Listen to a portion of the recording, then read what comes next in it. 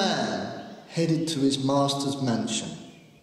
As one of the serfs on the lord's estate, he had to perform the duty of a pongo, a lowly house servant.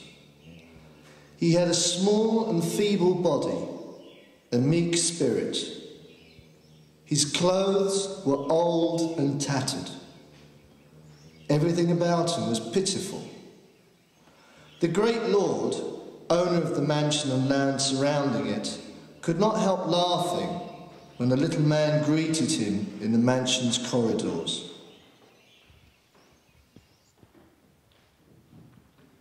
What are you? A person or something else? The lord asked the little man in front of all the other serfs. The pongo bowed his head and did not answer. He stood frightened, eyes frozen. Let's see, the lord said. With those worthless little hands, you must at least know how to scrub pots or use a broom. Take this garbage away, he ordered. The pongo knelt to kiss his master's hand and followed him to the kitchen, hanging his head.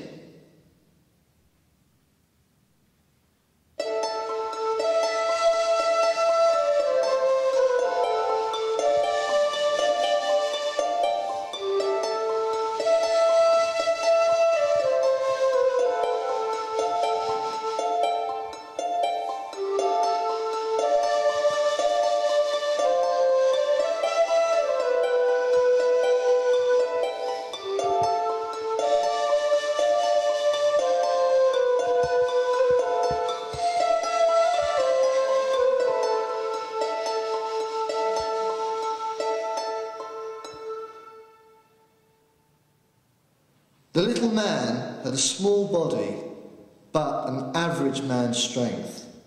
Whatever he was told to do, he did well, but he always wore a slight look of horror on his face. Some of the serfs laughed at him, while others pitied him. The most orphaned of all orphans, a cook of mixed blood once said upon seeing him. His frozen eyes must be children of the moon wind. His heart must be all sadness. The little man rarely talked to anyone. He worked and ate quietly. Whatever they ordered him to do was done obediently. Yes, papacito. Yes, mamacita, were the only words he uttered. Perhaps because of the little man's frightened look and his threadbare, filthy clothes, or perhaps because of his unwillingness to talk, the Lord regarded the pongo with special contempt. He enjoyed humiliating him most at dusk, when all the serfs gathered to say the Hail Mary in the mansion's great hall. He would shake him vehemently in front of the serfs, like a piece of animal skin. He would push his head, force him to kneel, and then, when the little man was on his knees, slap him lightly on the face. I believe you are a dog. Bark, he would tell the pongo. The little man could not bark. Stand on all fours, the Lord would order him next. The pongo would obey and start crawling on all fours. Walk sideways like a dog, the Lord would demand. The little man had learned to run like the small dogs inhabiting the high moors. The Lord would laugh heartily. His whole body shook with exhilaration. Come back here, he would yell when the servant reached the end of the great hall. The pongo would return, running sideways, arriving out of breath. Meanwhile, some of the other serfs would quietly say their Hail Marys, as if their voices were a wind hidden in their hearts.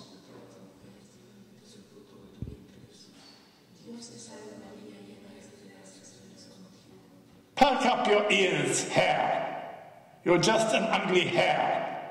The Lord would command the exhausted little man. Sit on your two paws.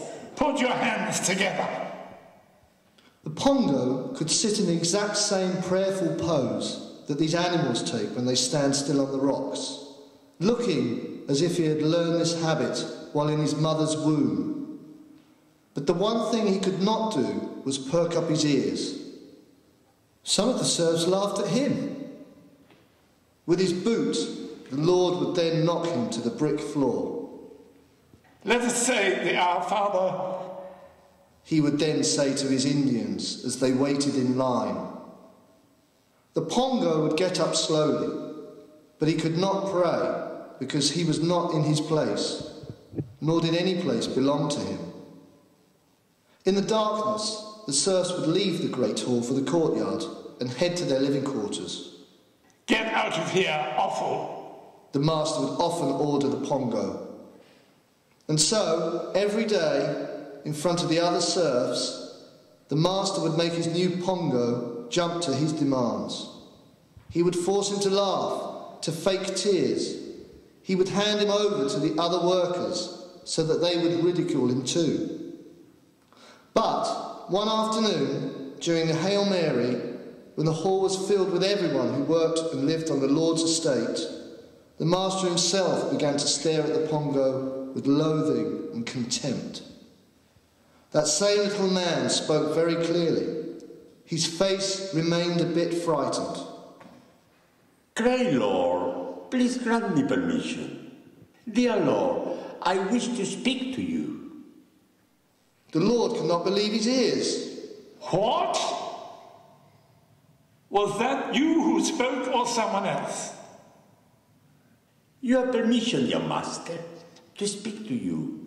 It is you I want to talk to. The Pongo replied, Talk if you can. My father, my Lord, my heart. The little man began, Last night I dreamed that the two of us had died. Together we had died.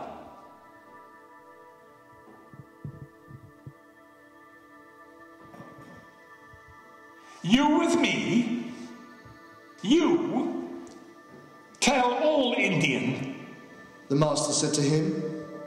Since we were dead men, my lord, the two of us were standing naked before our dear Father St. Francis, both of us, next to each other. And then, talk.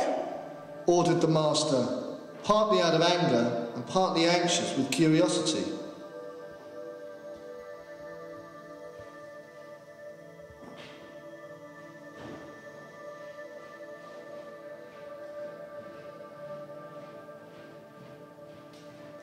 When he saw us dead, naked, both standing together, our dear Father St. Francis looked at us closely with those eyes that reach and measure who knows what length.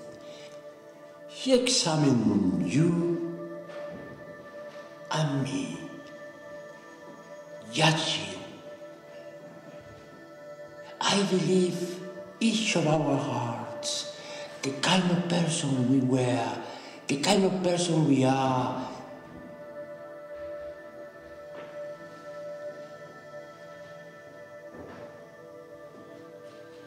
you confronted that gaze as the rich and powerful man that you are, my father.